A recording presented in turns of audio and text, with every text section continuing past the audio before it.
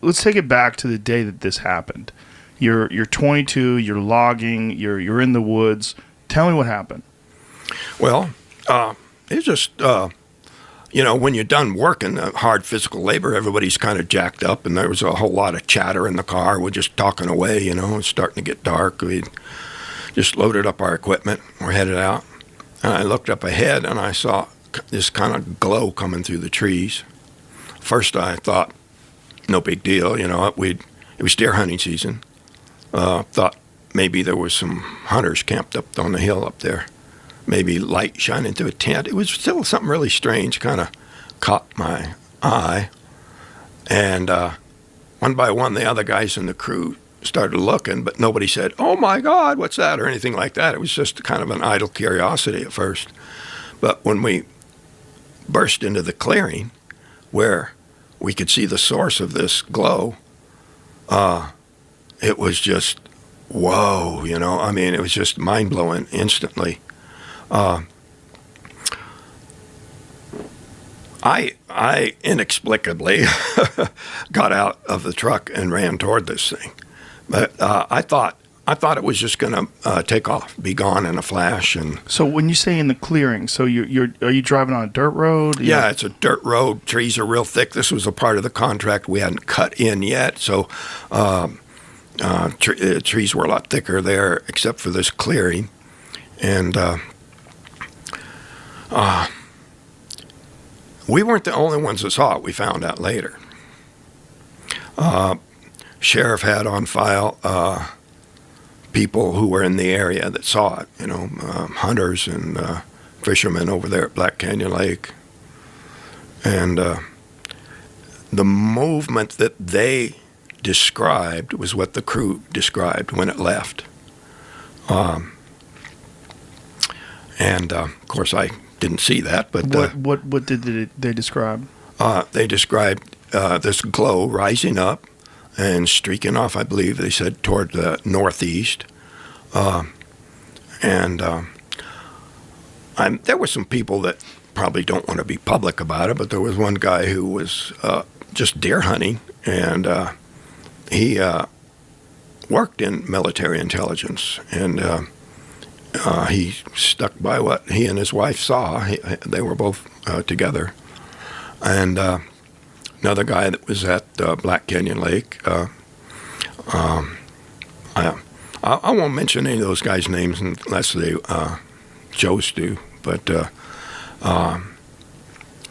found out later that there was more official investigation that nobody talked about at the time. Immediately, though, this was all nonsense, and these guys murdered him. And even my oldest brother, he didn't believe me. He thought they had killed me. What we were doing with the brush that we cut was piling it up. There were piles that were in the clearing so that the Forest Service could burn these piles, when the conditions were right, where it wouldn't spread, wet conditions otherwise, but burning up this excess material to reduce the fire danger in the woods. And my oldest brother was tearing those piles apart. He was certain that my body was under there. And there were some pretty testy confrontations between him and my brother. And I think even my other brother, Dwayne, he initially took that approach, but he quickly became sure that they were telling the truth. Now, what do you remember when you were going through your mind and you're trying? I mean, this is a story you've told so many times, and this is a story that's been turned into a film, which it's got to be very surreal. But when you look into your memories and you try to go back to that day. Well, I don't try. It's something I try to block out, but it's unforgettable. And there's...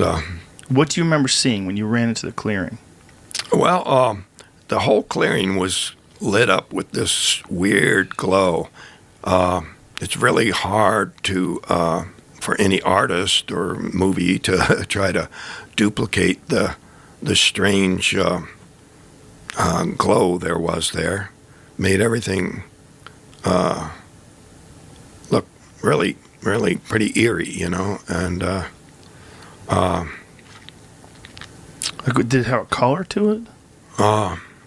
it was kind of a golden color, but with a kind of a softness to it it wasn't like beams of light shooting out. It was just this haze of light. And did it seem to come from a specific part of the craft, or? Most of the surface seemed to be glowing. There were darker areas that didn't give off light, but it was the parts that weren't glowing. It wasn't so bright that you couldn't look at it, but it had a metallic look to it. So what did the craft itself look like? It was classic disc-shaped craft. The years later, there was a report.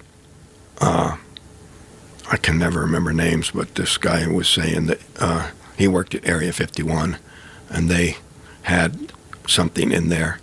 He worked with the Tester Model Corporation to create a model of what he was describing.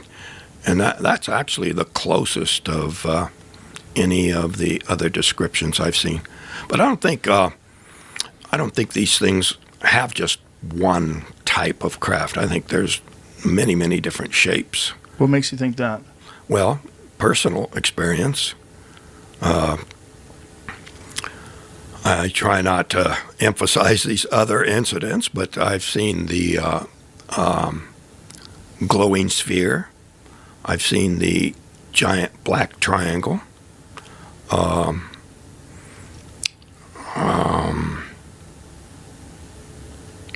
Other craft that were a ball of light that you couldn't penetrate the light with your eyes. But Now, this is after this experience. I think the reason my brother Dwayne was persuaded more quickly than my brother Don was that he saw a craft in those woods. That's probably 10 miles from there while deer hunting. And it was kind of tic-tac shaped, and that's something that's been observed by, in military reports recently. Yeah. So you see this thing, this disc-shaped craft, Yeah. and then what happens? It started to move and started to get louder. Louder. Yeah. It was the guys in the truck heard it too. There was a low thunder, is kind of a rumble that you actually sort of felt more than heard. And then there were other high-pitched frequencies. I was talking to a group of students from a technical college, and they were really interested in what the sound was like to try to, compare that with theories that they had concerning what might be their propulsion. But the increase in volume, it suddenly got louder as it started to move. And, at the same time, the guys in the truck were screaming, "Get away from there, let's go, get back in the truck, let's go." And which would have been the smart thing to do. But as soon as it moved, it startled me, and I just ducked for cover. There was a log there. I got down behind this log, and they were screaming, "Let's go, let's go, let's go." And I didn't need to be told. I was just going to, stand up and run away. But see, when I jumped for cover, I went down and forward to reach where the log would hide me. And that brought me closer to it. So when I stood up, at that point, that was the closest I was to the object. How close? It was still like 8 or 10 feet away, from the surface of it. But that was when the energy discharge happened. I've worked on a number of theories about what might have happened. At the time, some of the other guys on the truck were thinking, immediately Steve said, it got him. Like, if you shot a deer, you got it, Right. And so it might not have been as we assumed at first, that it was some kind of stun gun or something, but maybe just closing that gap allowed this energy to leap to ground through me. And like static electricity or something. yeah, one thing that really weighs heavy in that direction is that when I found years later that they have satellites or something that record the number of lightning strikes, and that area has the highest frequency of lightning strikes of any place in the continental United States, except for the Everglades. The Everglades has a bit more, but that's over water. So that adds to another theory. What were they doing there? So that area that has a high level of lightning strikes, do you think it makes sense that they're observing that, or is that why they were there? Do you have any thoughts about that? Well, up until a few years ago, you walk down the rim road, and if you see a tree that's been hit by lightning, you can always see it. It's a strip of bark that's just blasted out of there, and it's all bare, and it can actually still survive the lightning strike, but it turns the sap to steam instantly, and it just explodes out the side of the tree, blows the bark off. But I was at a conference where this lady I said, "What's this?" And she says, "That's Fulgarite." I said, "What's that?" And she says, "That's when lightning strikes the earth. You've got millions of volts, millions of degrees that form these crystals that aren't formed geologically." So I kind of leaned towards this theory that perhaps they were looking for Fulgarite, for a very unique kind of crystal that would be formed by that kind of blast of energy. I'd never heard of Fulgarite before. Can you pull up an image of that, Jamie? I'd like to see what that looks like. I know tritonite is something that happens when they call it nuclear glass. It happens when there is either a nuclear explosion or when asteroid impacts hit the Earth. That's it right there. Well, these crystals are supposed to have very special properties for people who are into crystal stuff, but what does that say there, Jamie? This is what happens. That's what can. Wow, that's wild. It's beautiful, isn't it? Yeah, it really is. That's pretty wild. So it might be that they were looking for that. Well, who knows? Maybe it's something that they use for energy. What is that? That's really when lightning struck Santa created that thing? That's wild. That is wild. Look at that. It looks like a tree coming out of the sand. I'm guessing that was wet sand. Yeah. But yeah, well, it's right next to the beach. It must be wet. That is crazy. That's really wild, man. Well, the scariest are aliens. Because it's fear of the Alien unknown. 1 movie. Oh my Alien god, 1 was like that to me is the scariest scary movie ever. Is that it? movie was terrifying. Is it Close Encounters of the Fourth Kind that takes place in Alaska, where they combine the actual footage of the woman's real therapy sessions and stuff? I don't know. I don't Jamie, think you I know saw what I'm talking that one. about? Close Encounters of the Fourth Kind. It's third or fourth kind. Which one's the original movie? Third kind. So this one's fourth kind. I'm almost certain. Probably wrong. I've never heard of it.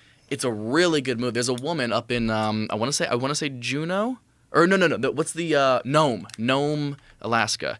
And back in the day, she was she became famous because she claimed aliens were basically like showing up and abducting her and stuff, right? That eventually her kid got abducted by aliens, or so that's the case, and they accused her of like killing the kid or whatever it may be. Like, obviously, nobody believes that this woman's son was abducted, her daughter was abducted by aliens. So it's not So they made currently a movie. available in our Yeah, I country? think it's What? like in Canada. I think it's showing up weird. You can only get it in Canada? I don't know.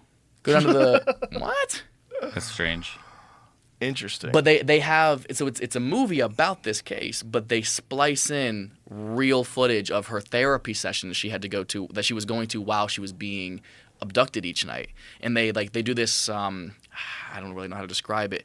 This deep meditative state that makes you recall your dreams, and she's like describing all the things that were happening to her, these aliens, and she starts screaming. She starts like levitating up from the couch a little bit. Like it's creepy as shit.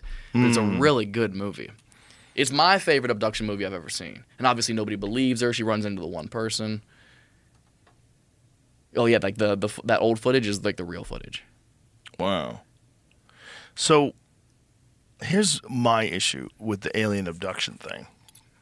Other than there's not like any real solid evidence that you could point to that's very convincing. It always happens at night. And it always happens during the periods where people sleep. And when you're sleeping, I'm not saying always. Okay, I'm sure there's some stories out there. I'm sorry.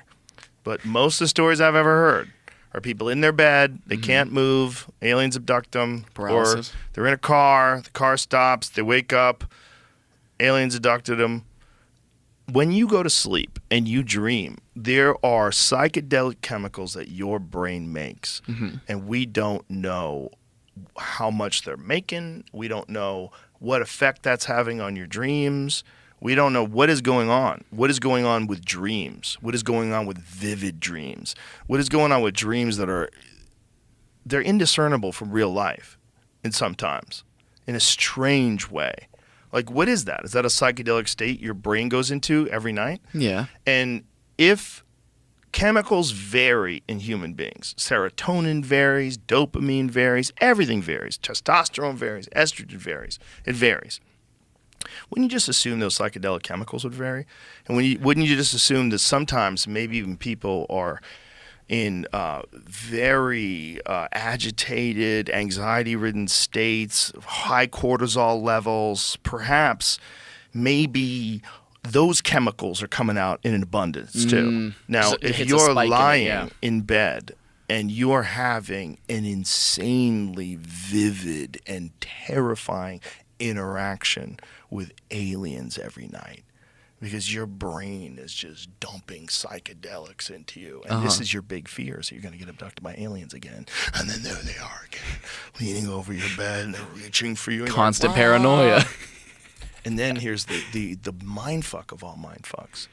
Maybe psychedelics are a gateway to some other reality, some other dimension that's accessible by these creatures. I like this. And that when you are getting abducted, you really are getting abducted. Like whatever your being is, or your spirit, or whatever is you, is getting, you're interacting with these things. And it feels real because it is real. And because we're thinking about the ability to come in contact with other life forms as being a physical thing.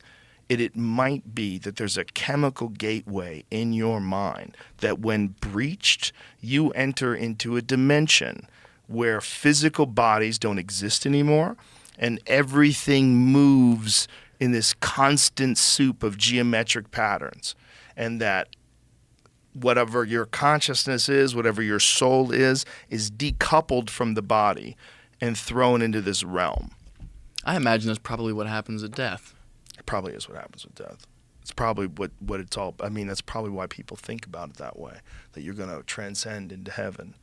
You're going to go into this new place. It might be true. It might be like a lot of the old depictions of like what happens when you enter into a psychedelic state. I've heard this multiple times, that it's like a well of souls, that you're interacting with souls that are like completely unattached to a physical presence. Yeah. And maybe you're getting layers and layers of that depending upon how fucked up you are while you're sleeping. And maybe some of those layers are, boom, aliens are in the room with you. Peeled back. Just aliens in the room with you. And maybe they can do that. Maybe they can visit you while you're in those states. Maybe that's what's happening too. The experiences that are available through psychedelics, that I've always wondered. I mean, the thing that it's always struck me about the UFO experience, particularly the abduction experience, is that it always happens when people are asleep. It always happens at night. it either happens on the road when people are tired and it's late at night, or it happens like, why does it have to happen at night? The universe doesn't give a shit where the sun is in position to the planet. Like, that doesn't make any sense, that all these UFO abduction experiences would happen only when the sun is on the other side. That's so dumb. It makes no sense. It's literally, it's such an egocentric, earth-centric perspective that, and not even earth-centric, hemispherical-centric, right? It depends on where the sun is in position to the earth. For that to be the only time that UFOs come, I was always like, this seems like horseshit. There's something about it that seems like horseshit. But there's also something about it that seems real. When you listen to like Betty and Barney Hill, when they're talking, boy, that sounds like people talking about a real thing. Boy, that sounds like a real experience. It really does. And these people like the Whitley Stribers, these people that talk about these experiences that happen at night, we know for a fact that when you are sleeping, your brain is producing endogenous psychedelic chemicals. We have no idea why. We have no idea what the purpose of those things are. We have no idea what the quantity is. We used to think until recently they weren't even exactly sure like where it was being produced. But now through Strassman's work and through the work of the Cottonwood Research Foundation, the people that do those DMT studies, they know that now your brain is producing this. And so is your brain is it producing a chemical gateway into another dimension? And is that why these people are experiencing these abduction, air quote, abduction experiences, these encounters, let's say encounters? Is that why they're happening at night? Is that why they're happening while they're lying in bed? Because that seems to make way more sense. Yeah, that's a great question. I can talk a little bit about this. Please. Okay, so I think that... I think we're starting weird. Yeah. Can we just start with, how did you get involved in this? Okay. And please just tell people your background. Okay, sure. So I'm a professor of religious studies at the University of North Carolina in Wilmington, and I grew up in California. And I've always been interested in these experiences, but religion. And also I was going to graduate school during the dot-com boom, so I saw how technology was changing everything. Our schools were the first to adopt computers and that type of thing. So what I did was I was very interested in... I was working. When your parents, you tell them you want to study religion, and they're like, why not be a doctor, right? So I was going to college, but I kept taking courses in religion and philosophy. And when I got out, I got a job doing technology and things like that. And I made all right money, but I still read about religion and philosophy. So I figured if I could get scholarships to continue, that I would. And I kept getting scholarships, and that's how I got my PhD in religion. In religious studies, by the way, we're not ministers or anything like that. We don't advocate for any religious tradition. We study them. And since most people in the world are religious in some way, it's a good thing to know. But how did I get into studying UFOs? So I studied Christian history, and that's what I did for a long time until I was what's called a full professor. You can't go any higher. You're a full professor, that's it. And I studied these things called ascent narratives. So ascent narratives are when people levitate in the Christian tradition. People either levitate or they see things that they call angels or demons and things like this. And I always studied them from a historical perspective. And I found that going through looking at these ascent narratives through the historical record at the Vatican, actually, I kept coming across aerial phenomena in the historical records from 1,000 years ago, from 500 years ago, from, very recently. And I recognized that this was happening in UFO literature. And so I started to look at abductions and UFO sightings and things like that. And I wanted to do a cross-cultural analysis of this. And that was in 2012. And that's how I got into this. I just want to point out that not all abductions happen in your sleep. A lot of abductions actually happen in daylight. But I do agree with you that something's happening in your brain and you're perceiving something, and you called it, is there some type of mental gateway? And I think there's absolutely a mental gateway. Does this discount that this is objective of us? Like, the question is this something subjective or is this something objective of us? my opinion at this point is it's something that is objective of us. There's something that we're accessing, and I don't think it's within our space-time reality, to tell you the truth. So you think it's from somewhere else? I do, but that doesn't. I mean, it doesn't have to be a location, a geography. Right. That's where it gets weird. It gets totally weird, but so does quantum physics. Quantum physics is totally weird. It's the weirdest stuff ever. Yeah. And it's completely accepted that you could have something that exists in one place and also at another place. That's Now it something is. Moving Now it's completely and accepted. also still. Yeah. The Yeah. Nobel Prize in, 2022 was about that. Yeah, which is like, what are you saying? You're saying witchcraft's real? Like, what are you saying? Yeah, Magic is I real? think so. Quantum Well, yeah. physics is the nuttiest stuff of all time. I've Yeah. had 100 people explain it to me. I don't get it still. Yeah. Well, see, okay, so you were talking about accessing this space, and if I can go back to something you were talking about, and I'm going to say this. So what I found was, and I had this experience too when I was around 13 years old, I felt like the world was going to end. I felt like there was going to be some kind of war, and it was a visceral feeling. It wasn't something that, it was something that made me depressed as a child. And it was real. I believed it was going to happen, and I believed it was going to happen at any time. After studying religion and studying, by the way, this kind of prompted me into studying religion and recognizing that, if you look at, say, Christianity or even other religions, people had ideas that the world was going to end, and extinction events have happened and things like that.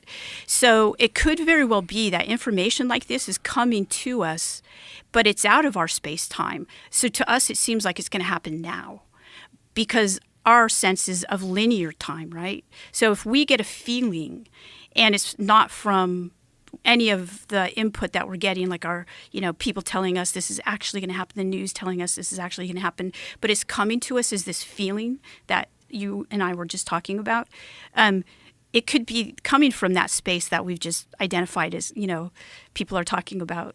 And yeah, I think that we're at the very beginning of doing a taxonomy or, looking at this space in terms of the scientists that you just referenced and people that, I think that actually people have, indigenous cultures talk about this space.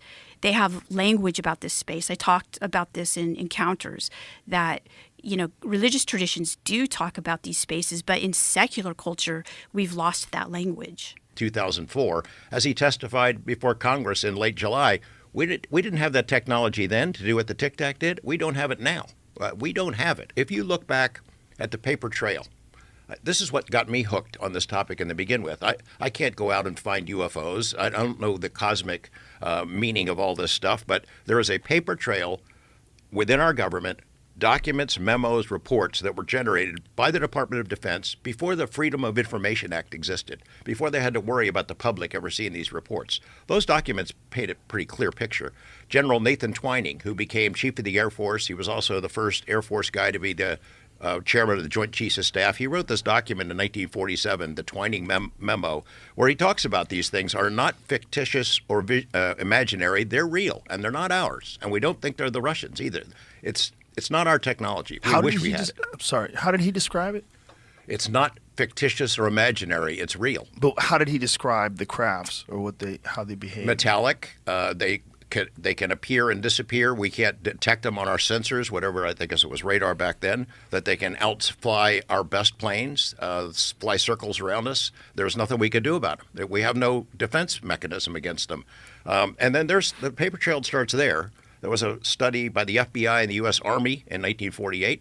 Then the CIA, after it was created, got involved. They've been studying this stuff for a long time, and the documents where they speak to each other, very frankly, this is real. It's not us. As the 1960, they put out a memo saying this is serious business.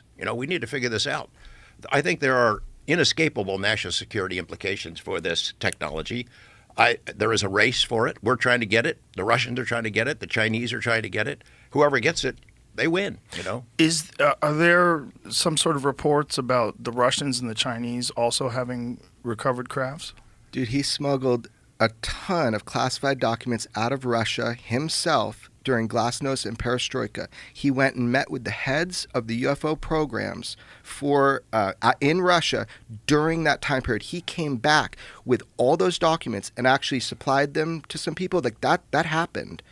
It had a lot to do with Harry Reid's decision to go ahead and support funding.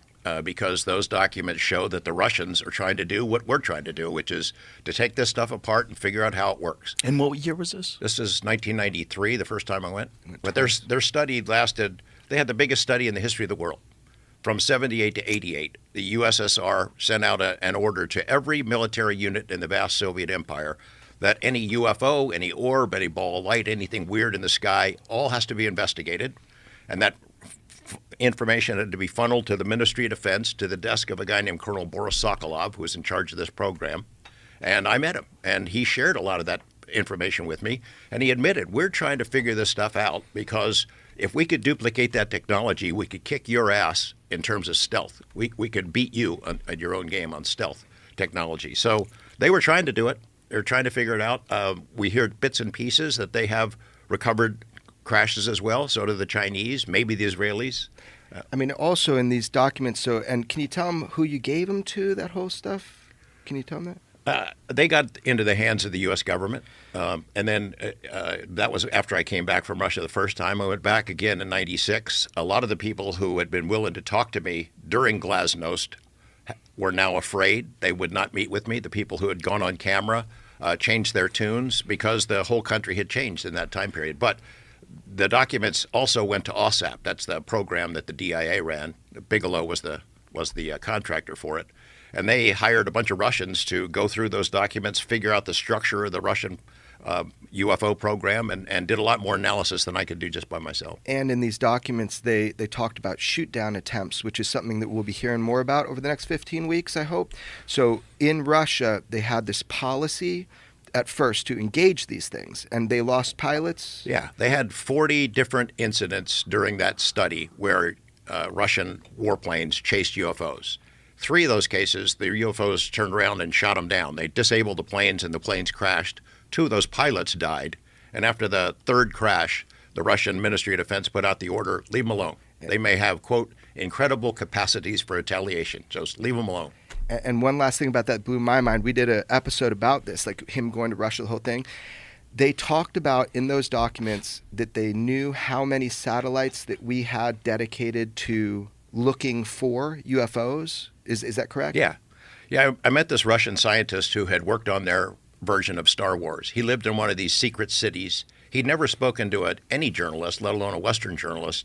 And he started telling us about the work that they were doing. He showed me this tabletop model of a laser weapon that he called the weapon of the aliens. But he said he'd been involved in the Russian space program in the earliest days. They had satellites up there that were seeing these things coming in and out of space into Earth's atmosphere and going out.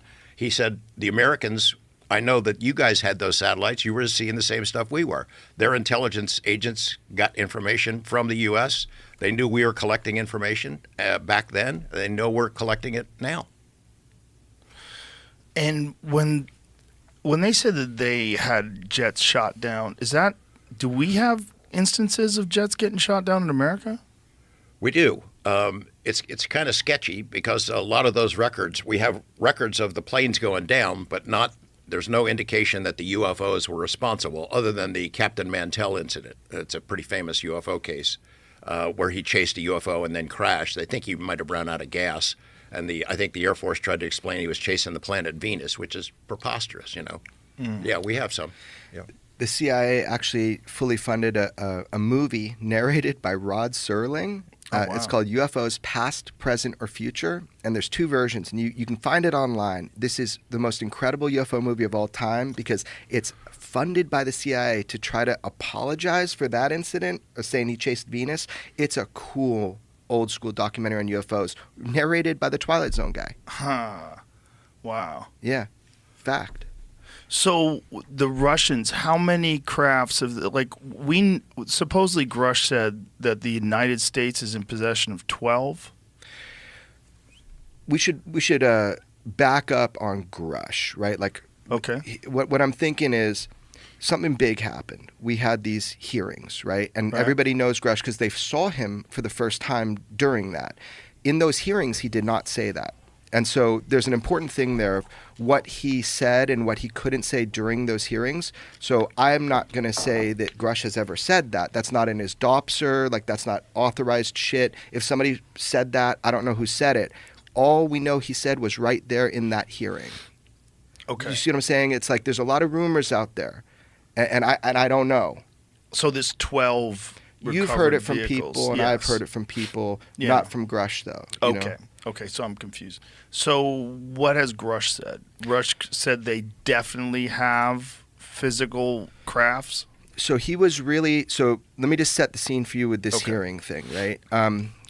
So I know when people think this is like orchestrated, man. We fought for every millimeter of doing that hearing. Like I personally did, and so did George.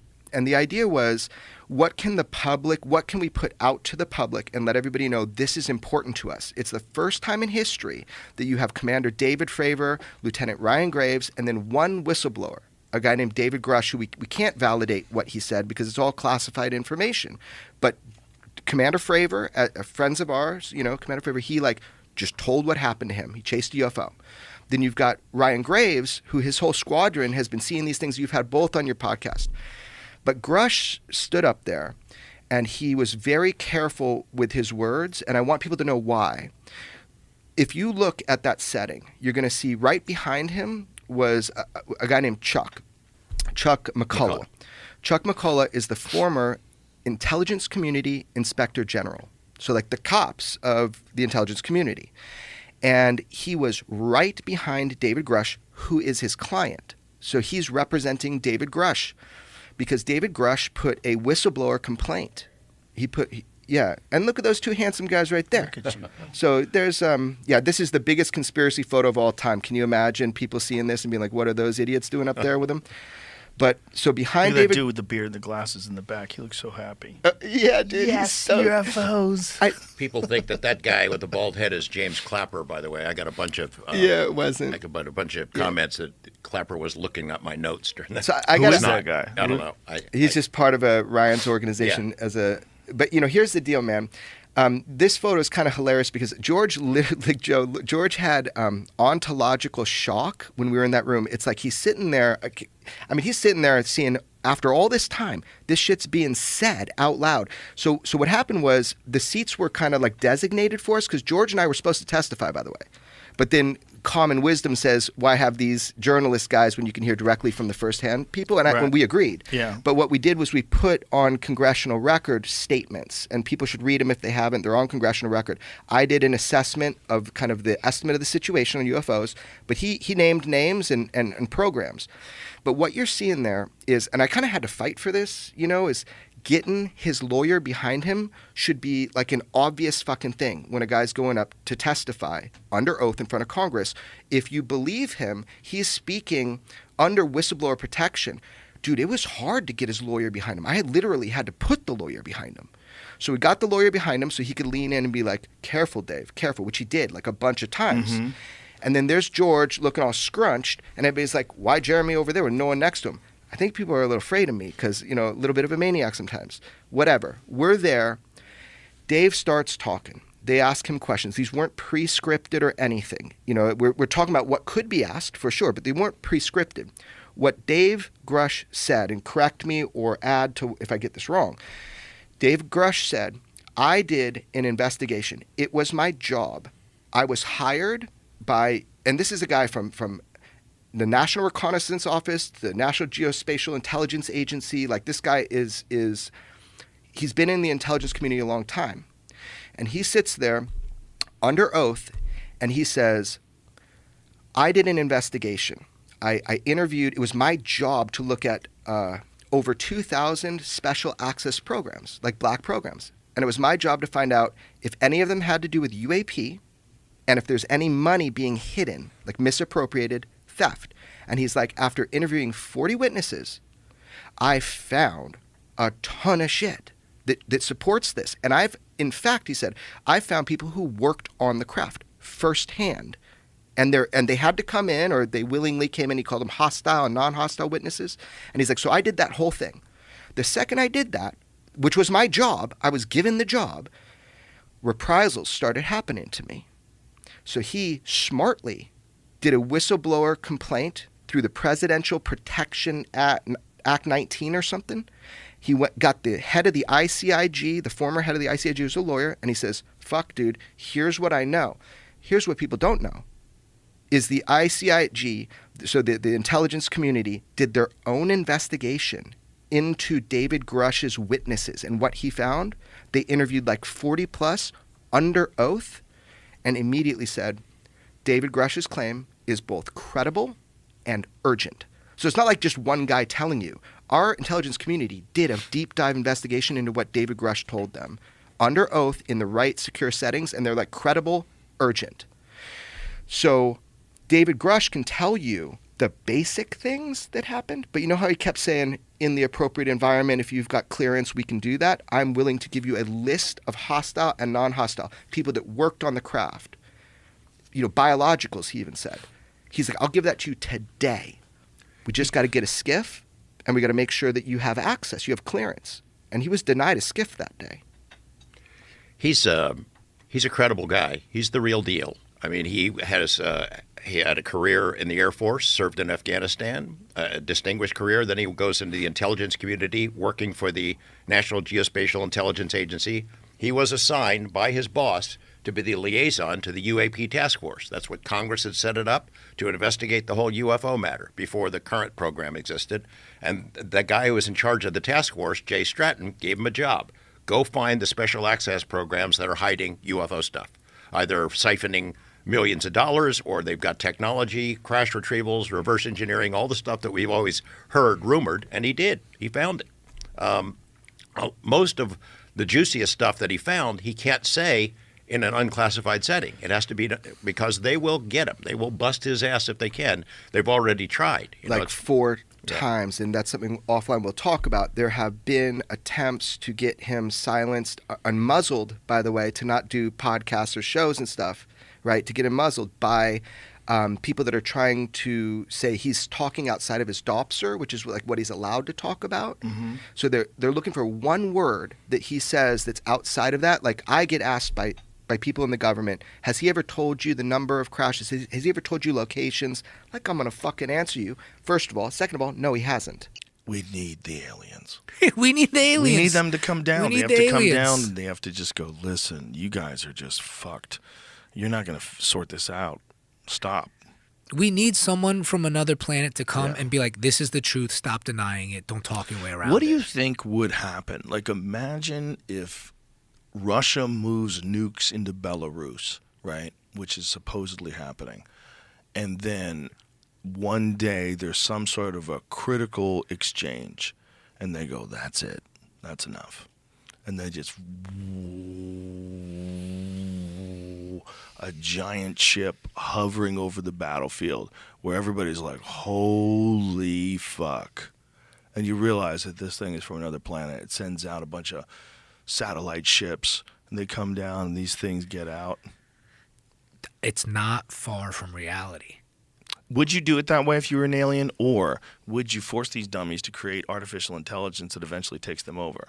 Would you conquer them that way? If you looked at these, like, imagine, like, I just want to think about it this way. Imagine if we went to some sort of a jungle, and someone had given the chimpanzees missiles, and the chimpanzees just fucking launching missiles. We'd be like, yo, we got to kill those chimpanzees. They're fucking shooting at planes. They're shooting at boats. We got to kill them. Right? They're too wild. Yeah. They would come in and kill them, right? See, I bet they would do that with us. if we were a threat, they would absolutely kill us. And the Yeah. fact that they haven't killed us means we're clowns. I think they can We're stop absolute clowns. Like, my brother's feeling is, and he's smarter than me and he reads much more alien stuff. I was like, yo, if they're here, why haven't they killed us? He goes, they don't care. He's like, I think they're doing research. And I'm like, all right, if they're doing research, then they're just going to let us die. And they're just going to, like, they're probably watching us on screens just laughing. Like, yo, look at these idiots. Look at these idiots. I would imagine we're pretty funny. They to can't even watch. drink water in Philadelphia. Yeah. I know, right? It's Isn't that like nuts? Housewives for them. Like, yo, check out Housewives Philadelphia. They don't got water now. You know, you should have seen Yeah. what happened in East Palestine. Like, the aliens are watching us like Bravo. Probably. I bet they're probably monitoring nuclear sites. Because one of the things that has been reported in the past, and again, you don't know if it's true or not. You don't know if you're getting. This brings us back to what we were originally talking about. You don't know if you're getting bullshitted. You don't know if it really happened. You don't know if you weren't there, and they don't have any physical evidence for you to watch or see or touch. Even physical evidence you can watch, we know that could be horseshit. But most likely it's not if it comes from official channels. But like, it doesn't mean they don't exist. Like, even if some of you think that it's nonsense, you think it's silly, that might be part of the plan. Part of the plan might be make it seem silly. That way you could just be around all the time. And people talk about it, and even the Pentagon talks about it. Nobody cares? Like, well, okay, you hit the right frequency then. Yeah, and that means they're a much more evolved civilization than us. Yeah, they're playing They're playing a game. chess. Yeah. They recognize that we have a real susceptibility to groupthink. And we real susceptibility. And if you can trick people into thinking that UFOs are silly, oh God, what are you thinking about? Other life forms from another planet? So silly. What a great way to trick people. If you could do that, and you did exist, you could make it so that talking about you carries a social consequence. So if you're in polite society, right, nowadays in 2023, you can have a conversation about UFOs because the New York Times wrote an article about it. You can say, did you see that? Did you see that article in the New York Times? Did you see the Pentagon had a discussion? So, yo, what if Woody Allen is an alien? Because no one writes faster than this guy. He's made so many good films. He's done terrible things, and he survives, and he's among us, and it's just like, is Woody Allen an alien? Like, how did he figure out? That might be the worst take I've ever heard from you. Bro, but what if the exact tone, like, it's like, look at the things he's accused of doing, and he walks among us. You know what I'm saying? Yeah. Like, he's uncancelable. Well, not really, because I don't know if actors are as willing to work with him anymore, and I don't know like what kind of distribution, like how has that affected his films and what he does and what he's allowed to do. I don't know. Like, his own family's come out against him, and he's still out here. Like, even Bill Cosby had to go to court, at least. Yeah. You know, At least. and he's still out. He came back outside. Like, Yeah. It's dark. yeah, Woody Allen as an alien is dark. Well, I don't think he's an alien. I think he's just a flawed human being. But the idea, what I guess I'm saying is the concept that you're saying is they're among us, and they've made themselves a laughingstock and a joke so as to avert. I don't even know if and necessarily they're among us.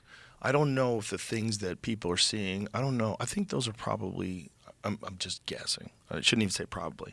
But I think those could be drones. I think they could be super sophisticated drones that we don't understand because they've done all of this science in a way where they never made it public. It's not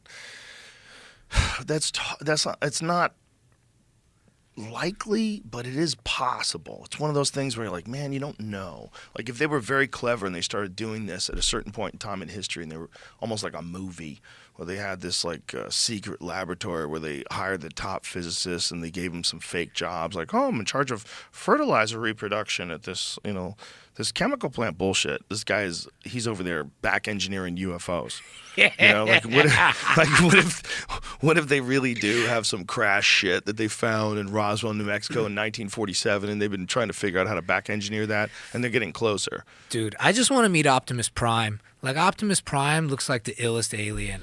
I just hope that it's Optimus Prime. Yeah. That would be fucking sick. I want a little tiny gray dude that can read minds. I want the traditional. I don't want the bullshit, new age,